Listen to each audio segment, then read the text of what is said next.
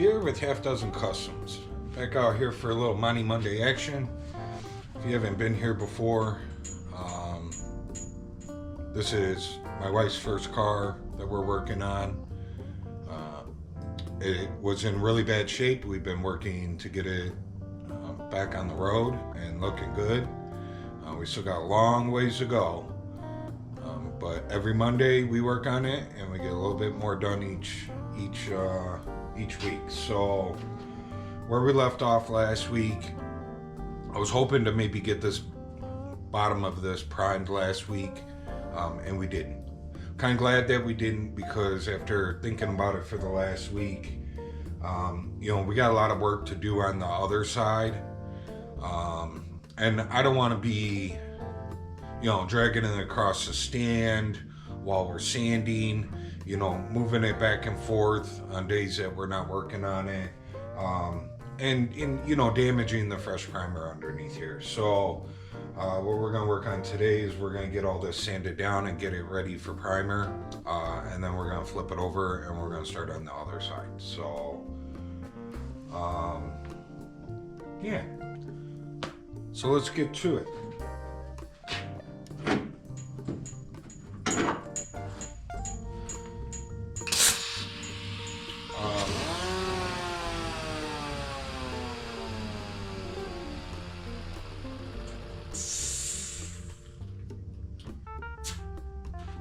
I mentioned it last week that we're just going to DA all this stuff. It's the inside of the trunk. I want it to look nice, but I'm not going to go through and hand sand everything and make sure it's absolutely perfect, because it's the inside. We're just going to knock it out and get it done, and hopefully we'll be good with this. I know we left off last weekend, and right at the end, I was saying that I could see across the glare of the filler that we were going to need an extra coat up there. I did go ahead and put an extra coat up there while it was still wet. So hopefully we'll be good.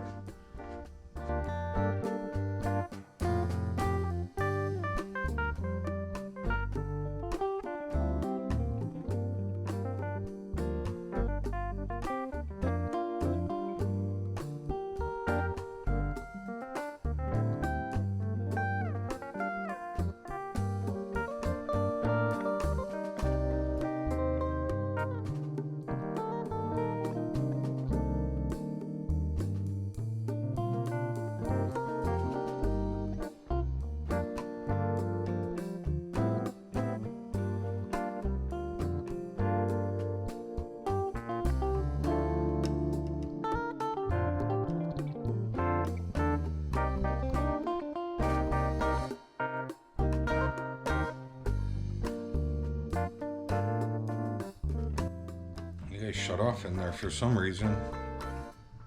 I just turned you back on and you have some battery life in there.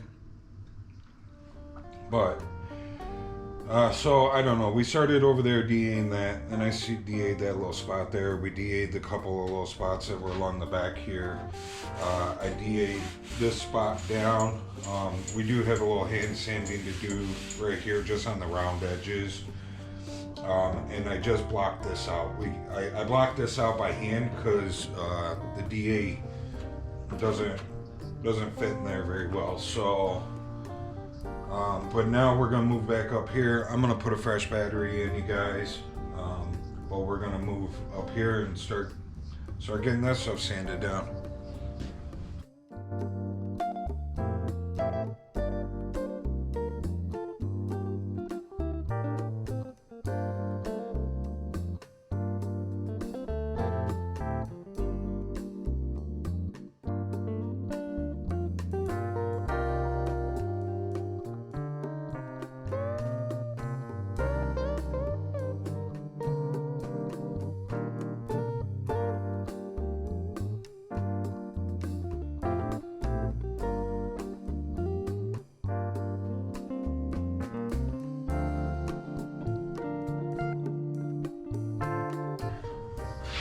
Okay. you can see, you know, what we got going on here. You know, I'm hand sanding what needs to be hand sanded. I'm DAing what I can get away with. You know, there's probably, you know, a couple hours of sanding here. I'm not gonna video all of it. If I videoed it all, it would be one long video of me just sanding. So, to make editing a little easier and to keep the boring down, I'm gonna shut the camera off for a little while and we will be back. Either I'll show you guys a little check-in to show you where we're at, or we'll be back when this is all sanded and I can show you how good it looks. We'll be back. Alright, just checking back in. We got this all sanded down. It feels really good. I'm happy with this. I'm gonna pull this latch off. For one, it'll make it a little easier to sand this stuff up here without this here. But another reason that we're pulling this off, if you've watched the other videos on this, if you haven't, welcome. We shaved the trunk lock on this, and I have in the Amazon cart an electric lock that we're gonna run to a button inside the car somewhere. We've actually been looking at a whole, I forget the technical term for it, but it's basically a smart security system that we can control from our phone, as well as having the key fob in our pocket, and we will be able to, like, if you walk up to the trunk will open. If you walk up to the driver's side door, the driver's side door will open. I don't know how much we'll use that because that might get annoying, you know, just walking by the car and all of a sudden the door opens up. You know, so I don't know how much we'll use that. It'll probably be all on the phone, I think. But we're working on getting that system, and you know, the trunk lock will work with that. So I'm just gonna take this off, set it aside. Can't have it on here anyways if we go to, technically I mentioned it in a past video, that we needed to check this trunk lid and make sure, you know, we replace like pretty much this whole side over here. And we were supposed to check that with like the tail light and the rear bumper and all that good stuff. And we never did. So I'm just kind of fingers crossed, hoping that we don't have to make any adjustments after, you know, it's all body worked and primed out. If we do, so be it. You know, 3 steps forward, 10 steps back. That's the way it usually works. But can't have this on here to test the trunk lid. I think after we get this trunk lid done, we have the core support that we need to work on, and we have the rear bumper that we need to work on. I mentioned in previous videos, core support's all rusty and rotted out. I'm really not too worried about it, but I do want to get it sandblasted and cleaned up, so that, you know, we can try and stop the rust. Once the car's all put together, you don't see the core support, so I'm not really worried about all the rot that has occurred on it, and there is rot on it. I'm not just talking like surface rust and pinholes or you know, just had a brain fart.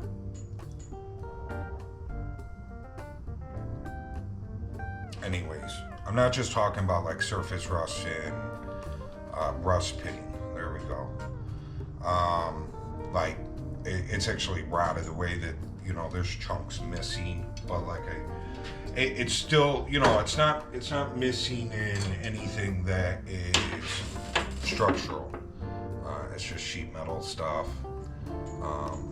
You know, if I need to, you know, maybe put a couple pieces of metal in some places and just, you know, tack them in or weld them in, whatnot. You know, we'll go that route. Like I said, it's you're never gonna see it once it's all put together, so I'm not really too concerned about it. We just need to get it cleaned up. And then the rear bumper, I have talked about in previous videos that I believe this car at one point in time had a hitch on it.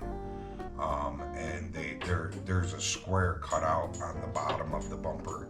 You don't see it, it's up underneath the car. But we need to fix that. So, you know, somewhere in doing that whole bumper situation and getting that fixed, we will probably be test fitting the trunk lid to that. So, you know, we'll go from there. At that point, you know, we won't let it get to the point to where like, oh, look at this, we're ready for paint on the whole car, and now, you know, the trunk lid's sitting off in left field because we never checked it. We'll check it prior to that. But got this pulled apart. I've gabbed enough. Let's get back to sanding on this. I'll probably sand for a few minutes and then I'll shut you guys down again, and we'll do another little check-in in a little bit. Okay, we're back out here. I'm gonna start sanding this stuff. I just thought I'd say something real quick before we start sanding. We were just talking right before I shut the camera down that we were gonna be putting that new trunk latch on. Now, from the research that I've done, they don't make anything for the Monte Carlo. I think there were some Regals that had it. There was a Cadillac that had it. So they're out there, but I don't know if it will mount straight to where this one mounted because it's for a different vehicle. A lot of G-body stuff was the same, but that doesn't mean the trunk latch is going to mount in its place. So my plan with that, so that we don't have to like cut this all out after, you know, it's ready for paint and try and make a new trunk latch work. I'm gonna trace out the old latch that we just pulled off onto an 1/8 inch steel plate, and we will bolt that 1/8 inch steel plate to this, and then we'll tap it for the new latch.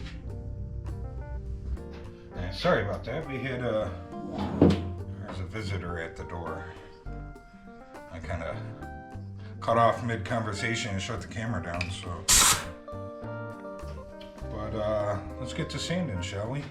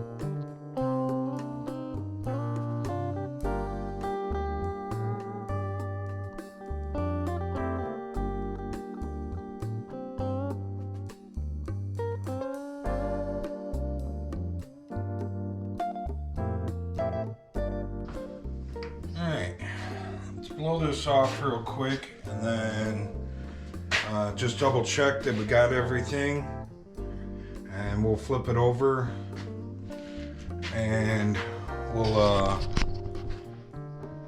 put some Duraglas on the outside. I missed something. Let's sand that out real quick.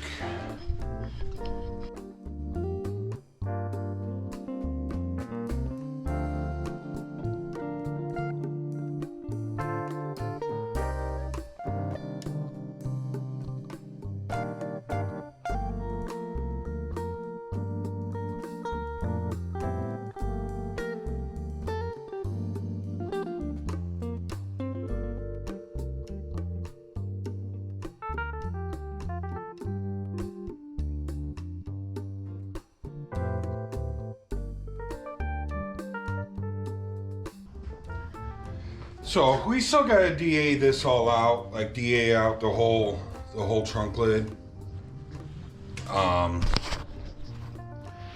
But we will do that right before we prime, just because I don't want to get it all cleaned up and then have hot spots show up over the next week or two before it gets primed.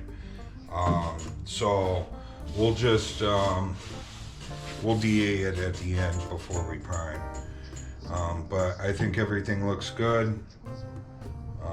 It looks like we got everything. I don't think we missed nothing. Let's flip this over. And there's this patch that we put in here, and the trunk lock that we welded up that needs a coat of Duraglas, and that's lunchtime for me. So I'm gonna scooch you guys back so I don't take you out trying to flip this trunk lid over.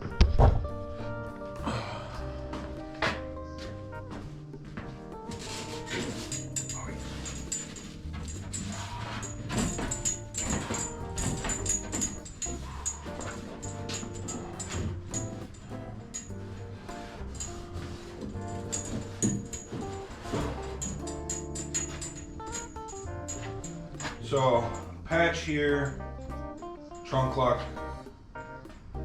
Let's hit that up.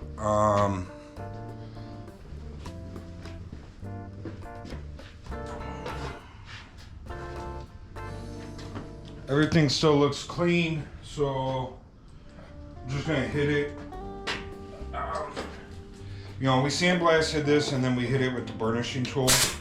I'll run over it real quick with some 36 on this, just to make sure it's good and roughed up.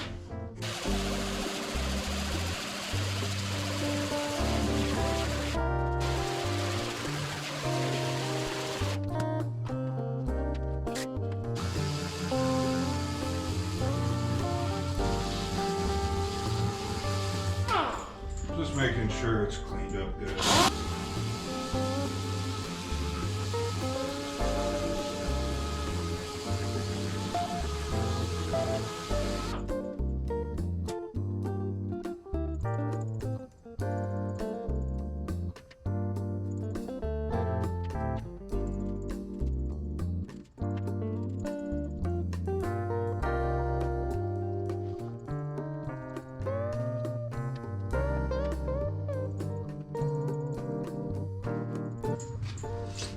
Alright.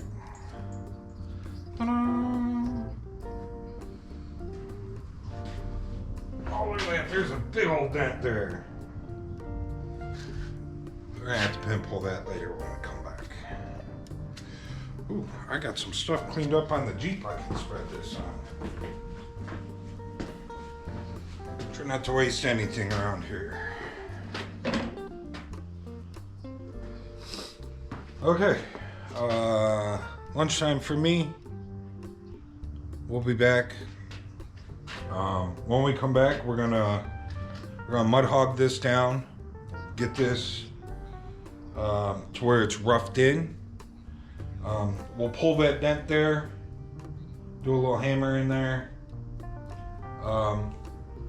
Then we're gonna run over everything with a DA, make sure it's nice and cleaned up. Hopefully by then my delivery will be here, and we're gonna get a coat of lightweight filler on here, and we'll have to see where we end up after that. You know, a lot of times I end up just leaving them there, and it doesn't get primed. You know, it doesn't get sanded down. I'm sorry. We usually get a coat on, and then, you know, it sits till next week. But we'll see what we can do and where we can go with it. Thankfully, it's been getting a lot nicer out. It's 50 something degrees outside. I have my little heater going in here. It's probably 65 in here right now. So, you know, maybe if we get it warmed up out here later on, you know, sun goes down, it gets a little chillier out. But we'll, hopefully we can get it, you know, warmed up, and then maybe, you know, give it an hour and we can start sanding. So, but anyways, lunchtime, I'm hungry. Alright, we're back out here.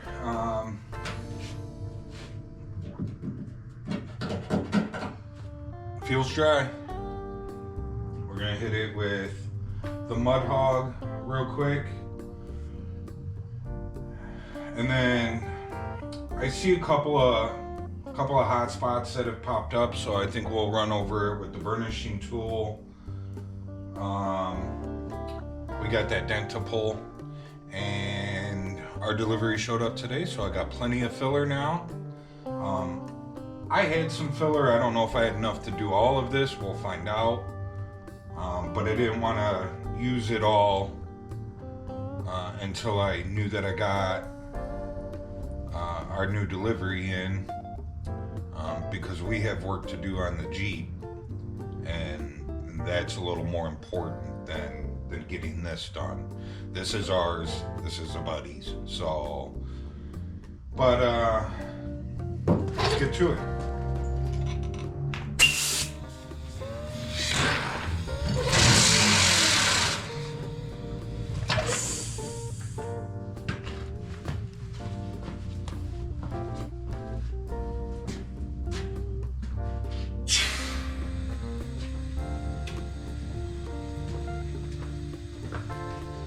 I've been remembering to shut the air lights down. I just forget to turn them on now.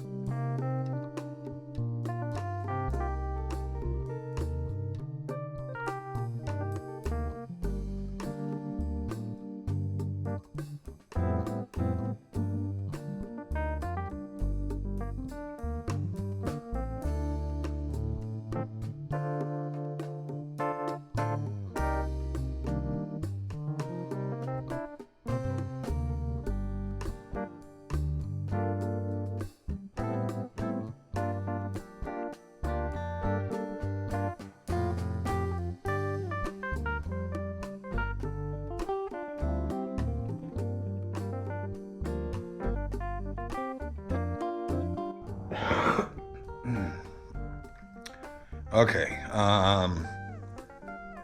some point in time there while I was working, I don't know what you guys caught, but some point in there you guys shut off. I thought it was your battery, and I put a new battery in it, and it turned out it was the memory card was full. So I don't know what you guys caught, but I'll just do a quick rundown. So used the Mudhog back there, got that Mudhogged out. I ran over the whole trunk lid again with the burnishing tool, which, if you don't know what the burnishing tool is, it is this guy here from Harbor Freight. So I ran over the whole thing with that. And then I ran over it a second time with the Mudhog just to put a good scratch in it all. That burnishing tool does an awesome job cleaning and getting everything off. And that barrel that I have on there, I believe is like a 24 grit or a 36 grit. But when you're done with it, like, it has such a nice polish on it.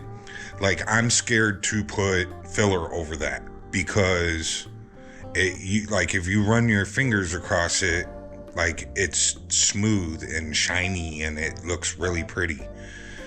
And I just don't trust that. So I ran over it. Normally I run over it with some 80 grit. This trunk lid, I just ran over it with the Mudhog, which has 36 grit on it. And I just do that so that the filler has something to bite to. So we got that done. And then I did come over here and I just put one pin. There was a dent here and it was buckled out here. So I put one pin right in the middle of the dent, pulled it up, and then I hammered here to knock the dent in there. And then there was a dent up there that I put one pin in and I pulled that up. They're not perfect by any means. I'm not looking to get them perfect. This trunk is far from perfect. I just wanted to make it better, so that's what we did. If you guys don't know what I'm talking about by pins, this is a stud welder kit. What it does is it welds these pins to the vehicle, and then it comes with this slide hammer that you can see pictured here. I put everything away so I don't want to open it all up. Comes with this slide hammer here. You hook up to the pin, you give a tug and a pull, and a little hammer, and you can get your dent out that way. So we did that, got that cleaned up. While I was waiting for the card to download, I kind of picked up a little bit around the shop. But let's get some lightweight filler mixed up, and let's start getting this thing coated. I was hoping to, get a coat on there, and then, I was going to pick up and clean up around the shop while we waited for it to dry, and then, get that sanded out so that we could get the next coat on there. I was really hoping that, we were going to be ready for primer next week. And I don't think that that's going to happen. It's 8:30 now. If we get this coat on here and I let it dry for an hour, and it is 60 degrees in here, so that's not horrible. They say 65. So, I could kick the heat up for a few minutes to get it up to 70 in here. And we let that dry for an hour. It would be 9:30 then. I try really hard not to work past 10. Because I do have like a neighbor that's not far from the shop right here. And I know that they can hear when I'm out here and the compressor's running and I'm air filing and grinding and banging on stuff. I know that they can hear it over there. They might not be able to hear it in their house, but if they're outside, they can hear it. So I just try and be respectable of my neighbors. So I don't think that we're gonna get this sanded tonight. Maybe, I say this a lot, and I say it with good intentions, but it never works out. Maybe at the end of the day, throughout the week, I'll spend an hour on this, getting it sanded down, getting it recoated, and hopefully, by next Monday, we can have it ready for paint. The don't worry, I would video it all, but, or most of it at least, until I'm out of a battery or a card and don't realize it until half the work's done. Anyways, let's stop wasting time talking. Let's get some filler mixed up, and I'll decide during the week what we're gonna do. Either next Monday it'll come and it'll be ready for primer, or it won't. Simple as that.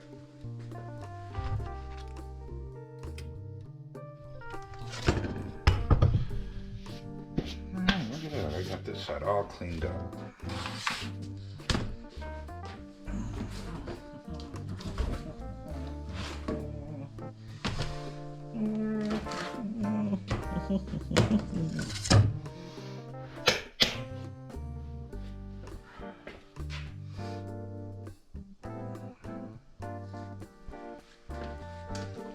So, a lot of times in videos, I showed it on the Monte Carlo when we very first started on the roof. And Jeep video that's not out yet, I did the same thing on that. Where I'll dump the filler out right on the piece that I'm working on and we'll mix it up right there. I'm not going to do that on this trunk because there's so much rust pitting on this trunk. I don't want unmixed filler getting stuck in those pits, you know, before it's mixed up with hardener, and it will happen. So we're gonna mix it up on the board and then I'll apply it. So if you guys are wondering why, hey, he normally just mixes that right on the panel. Not this time.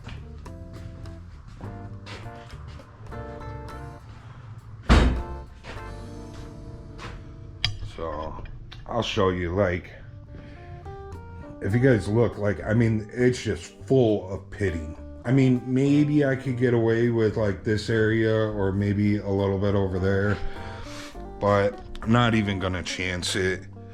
That unmixed filler will get stuck in those pits and it'll never cure. So, not a good idea.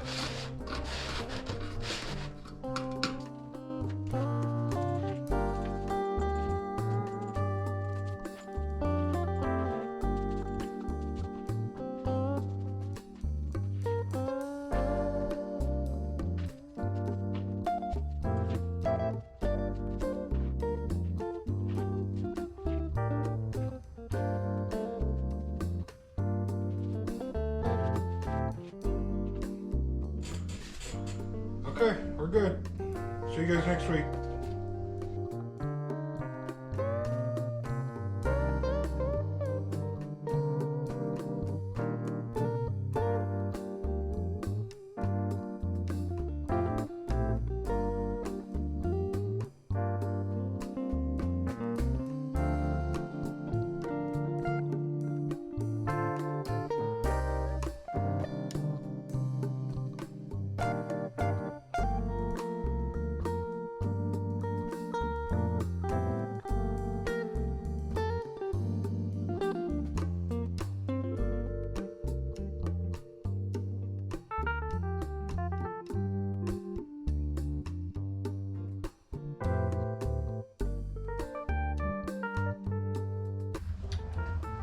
Alright, I think I'm stop touching that.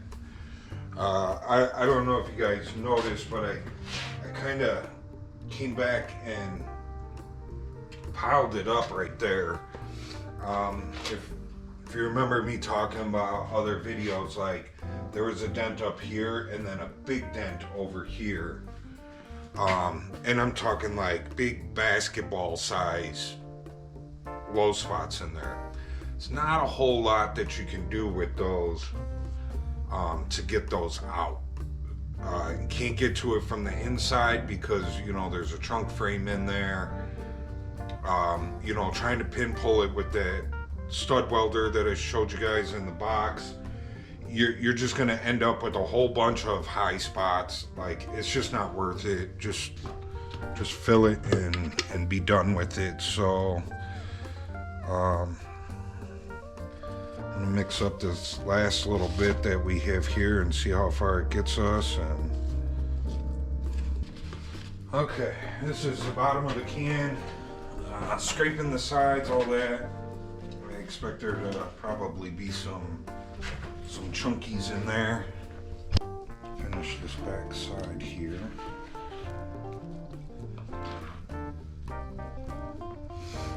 So this trunk is gonna need, you know, several coats. Like I said, there's those basketball-sized dents that are in the top of the trunk lid. You know, we'll get this air filed out, and then we'll have to fill the low spots until those are gone. And then, you know, they'll get another coat over the top of everything. So, like I said, I try and do everything in 2 full coats with filler coats in between where it needs it.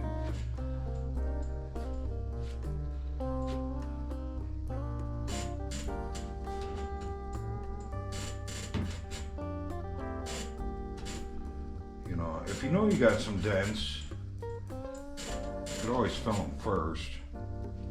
I really don't think it matters if you fill them first or second. When I'm putting a final coat over everything anyways.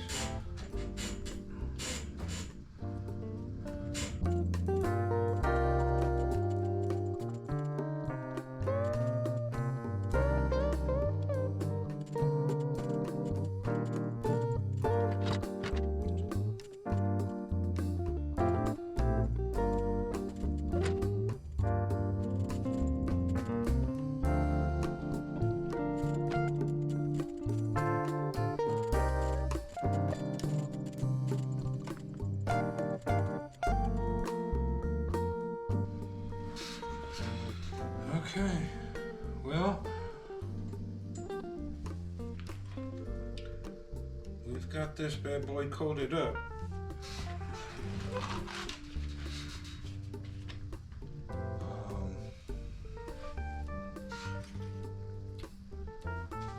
Like I said, I don't think we're gonna get this sanded. It's already 9 o'clock. I don't think we're gonna get this sanded tonight. But we got a good start going here. Definitely gonna need some more work, like I said. This here looks a lot better. This side, when I was pulling this side, like I couldn't even tell where the dent was. So hopefully there won't be too much over here. This side over here, as soon as I started spreading it, it was like, bam, there's the dent. Like you could see it. So I went back and I pulled an extra coat over that. So hopefully, you know, we took care of a good portion of it.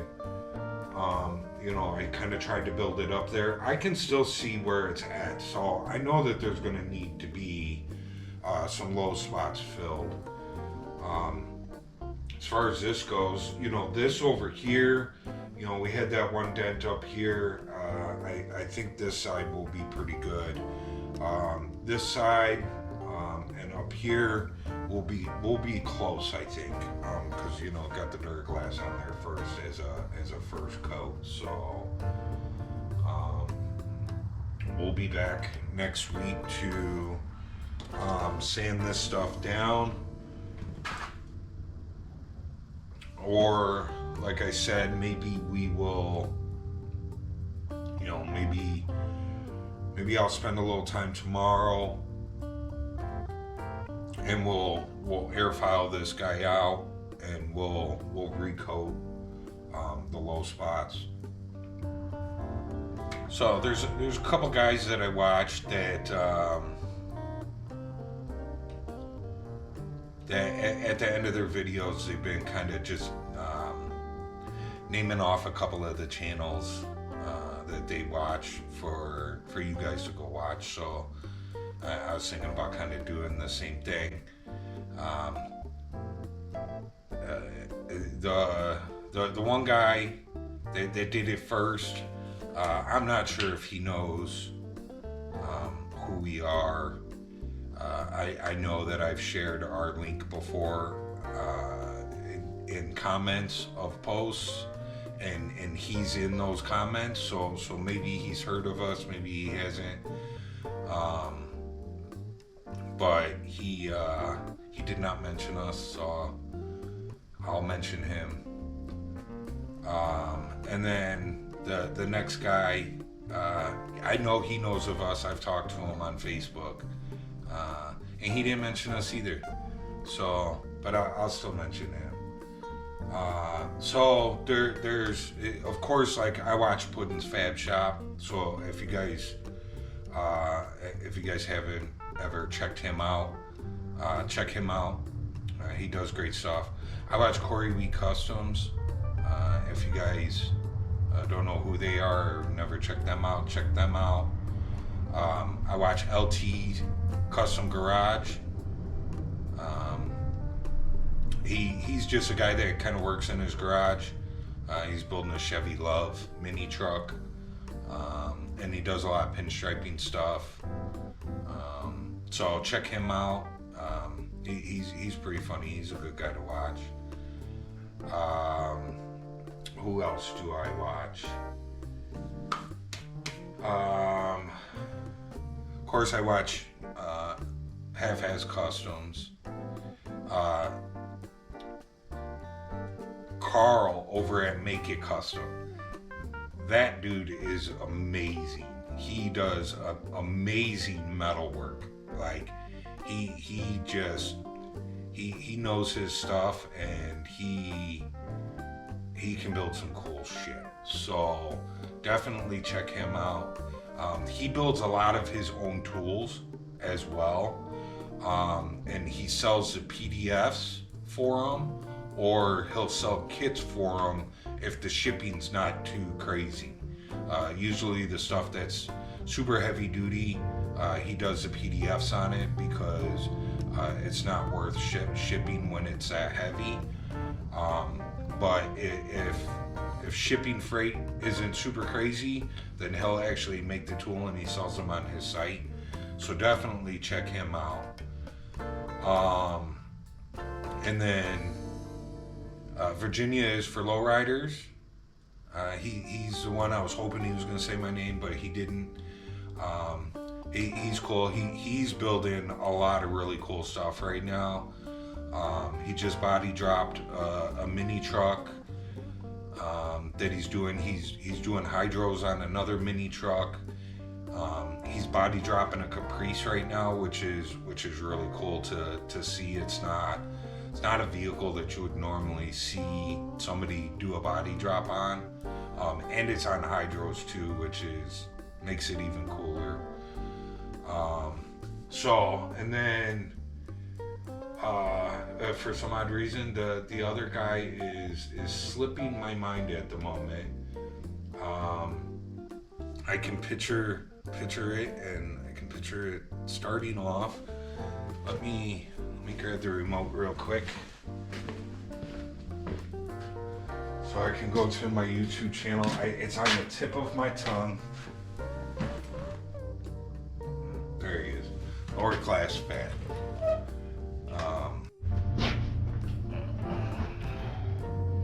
So yeah, lower class fab. That was the last one that I, for some odd reason, his name. I watch him every week.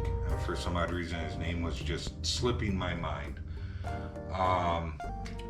He does a lot of full size and mini trucking.